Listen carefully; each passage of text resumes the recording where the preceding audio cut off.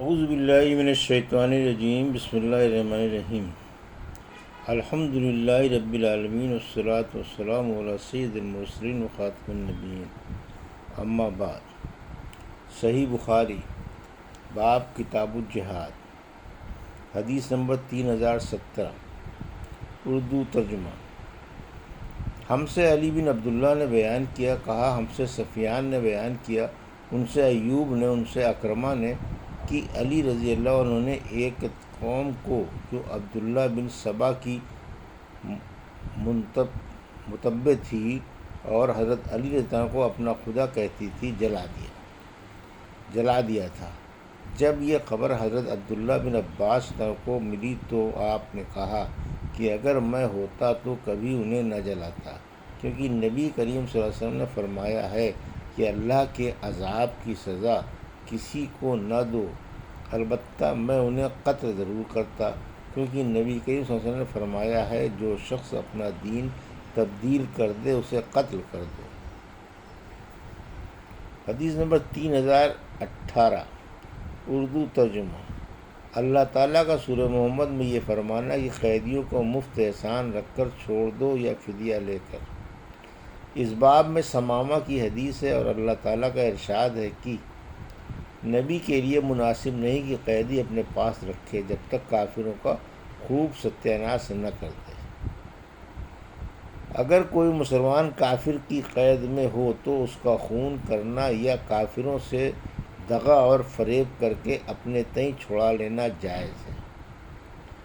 اس باب میں مسعود بن مخرمہ کی حدیث ہے آنس رسم سے، اگر کوئی مشرک کسی مسلمان کو آگ سے جلا دے تو کیا اسے بھی بدلے میں جلایا جا سکتا ہے؟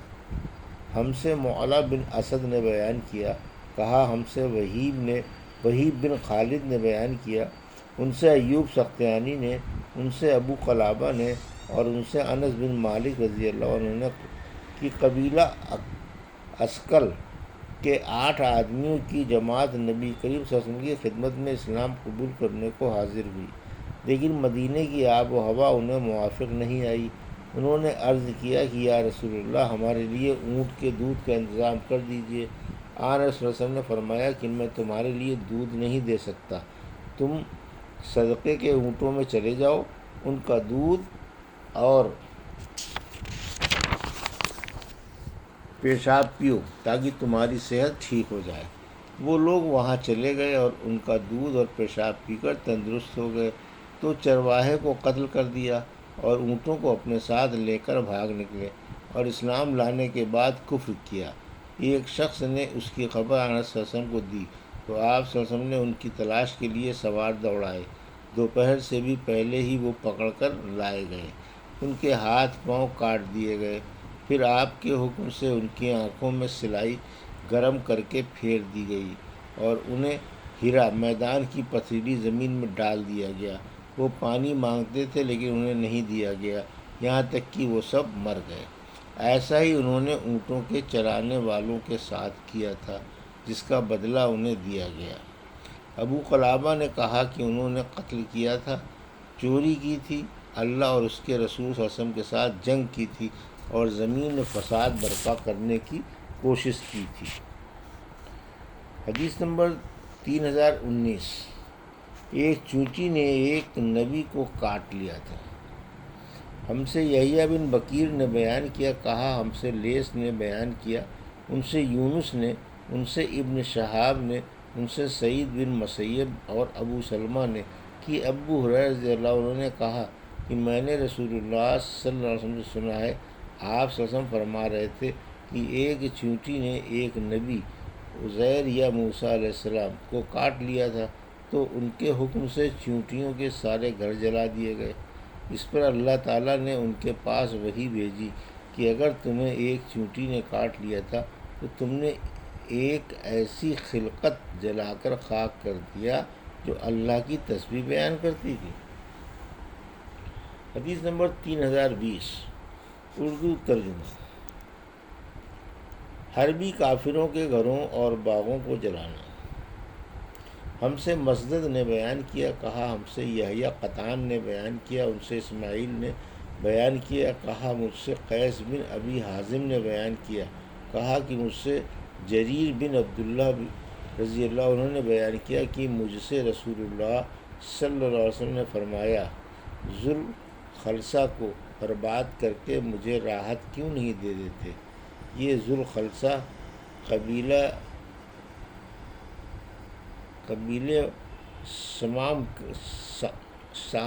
سام کا ایک بت خانہ تھا اور اسے کعبۃ الیمانیہ کہتے تھے۔ انہوں نے بیان کیا کہ پھر میں قبیلہ احمس کے 150 سواروں کو لے کر چلا۔ یہ سب حضرات بڑے اچھے گھڑ سوار تھے، لیکن میں گھوڑے کی سواری اچھی طرح نہیں کر پاتا تھا۔ آن صلی اللہ علیہ وسلم نے میرے سینے پر اپنے ہاتھ سے مارا، میں نے انگشت ہائے مبارک کا نشان اپنے سینے پر دیکھا، فرمایا اے اللہ، گھوڑے کی پشت پر اسے ثبات عطا فرمائیو اور اسے دوسروں کو ہدایت کی راہ دکھانے والا اور خود ہدایت پایا ہوا بنائیو۔ اس کے بعد جریر رضی اللہ عنہ روانہ ہوئے اور ذوالخلصہ کی عمارت کو گرا کر اس میں آگ لگا دی۔ پھر رسول اللہ صلی اللہ علیہ وسلم کو اس کی خبر بھجوائی۔ جریر رضی اللہ عنہ کے قاصد ابو ارطاطہ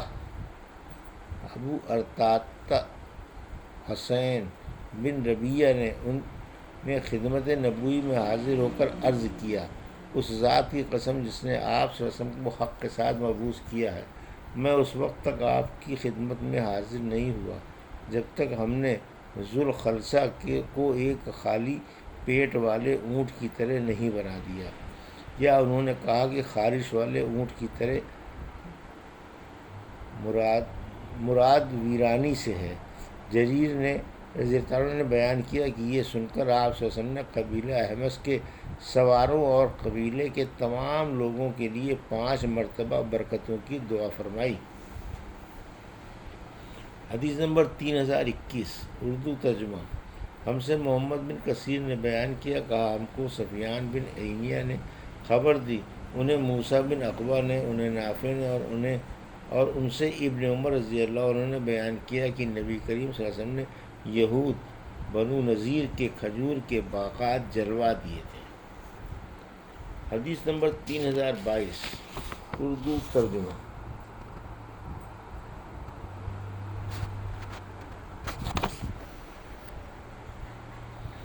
حربی مشرک سو رہا ہو تو اس کا مار ڈالنا درست ہے۔ ہم سے علی بن مسلم نے بیان کیا، کہا ہم سے یحییٰ بن زکریا بن ابی زائدہ نے بیان کیا، کہا مجھ سے میرے والد نے بیان کیا، ان سے ابو اسحاق نے اور ان سے براء بن عازب رضی اللہ عنہ نے بیان کیا کہ رسول اللہ صلی اللہ علیہ وسلم نے انصار کے چند آدمیوں کو ابو رافع یہودی کو قتل کرنے کے لیے بھیجا۔ ان میں سے ایک صاحب عبداللہ بن عتیق رضی اللہ عنہ آگے چل کر اس کے قلعے کے اندر داخل ہو گئے۔ انہوں نے بیان کیا کہ اندر جانے کے بعد میں اس مکان میں گھس گیا جہاں ان کے جانور بندھا کرتے تھے۔ بیان کیا کہ انہوں نے قلعے کا دروازہ بند کر لیا، لیکن اتفاق کہ ان کا ایک گدھا ان کے مویشیوں میں سے گم تھا، اس لیے وہ اسے تلاش کرنے کے لیے باہر نکلے، اس خیال سے کہ کہیں پکڑا نہ جاؤں۔ نکلنے والوں کے ساتھ میں بھی باہر آ گیا تاکہ ان پر یہ ظاہر کر دوں کہ میں بھی تلاش کرنے والوں میں شامل ہوں۔ آخر گدھا انہیں مل گیا اور پھر وہ اندر آ گئے، میں بھی ان کے ساتھ اندر آ گیا اور انہوں نے قلعے کا دروازہ بند کر لیا۔ رات کا وقت تھا۔ کنجیوں کا گچھا انہوں نے ایک ایسے طاق میں رکھا جسے میں نے دیکھ لیا تھا۔ جب وہ سب سو گئے تو میں نے چابیوں کا گچھا اٹھایا اور دروازہ کھول کر ابو رافع کے پاس پہنچا۔ میں نے اسے آواز دی، ابو رافع، اس نے جواب دیا اور میں فوراً اس کی آواز کی طرف بڑھا اور اس پر وار کر بیٹھا۔ وہ چیخنے لگا تو میں باہر چلا آیا۔ اس کے پاس سے واپس آ کر میں پھر اس کے کمرے میں داخل ہوا، گویا میں اس کی مدد کو پہنچا تھا۔ میں نے پھر آواز دی، ابو رافع، اس مرتبہ میں نے اپنی آواز بدل لی تھی۔ اس نے کہا کہ کیا کر رہا ہے؟ تیری ماں برباد ہو۔ میں نے پوچھا کیا بات پیش آئی؟ وہ کہنے لگا، نہ معلوم کون شخص میرے کمرے میں آ گیا اور وہ مجھ پر حملہ کر بیٹھا ہے۔ انہوں نے کہا کہ اب کی بار میں نے اپنی تلوار اس کے پیٹ پر رکھ کر اتنی زور سے دبائی کہ اس کی ہڈیوں میں اتر گئی۔ جب میں اس کے کمرے سے نکلا تو بہت دہشت میں تھا، پر قلعے کی ایک سیڑھی پر میں آیا تاکہ اس سے نیچے اتر جاؤں، مگر میں اس پر سے گر گیا اور میرے پاؤں میں موچ آ گئی۔ پھر جب میں اپنے ساتھیوں کے پاس آیا تو میں نے ان سے کہا کہ میں تو اس وقت تک یہاں سے نہیں جاؤں گا جب تک اس کی موت کا اعلان خود نہ سن لوں۔ چنانچہ میں وہیں ٹھہر گیا اور میں نے رونے والی عورتوں سے ابو رافع حجاز کے سوداگر کی موت کا اعلان بلند آواز سے سنا۔ انہوں نے کہا کہ پھر میں وہاں سے اٹھا اور مجھے اس وقت کچھ بھی درد معلوم نہیں ہوا۔ پھر ہم نبی کریم صلی اللہ علیہ وسلم کی خدمت میں حاضر ہوئے اور آپ کو اس کی بشارت دی۔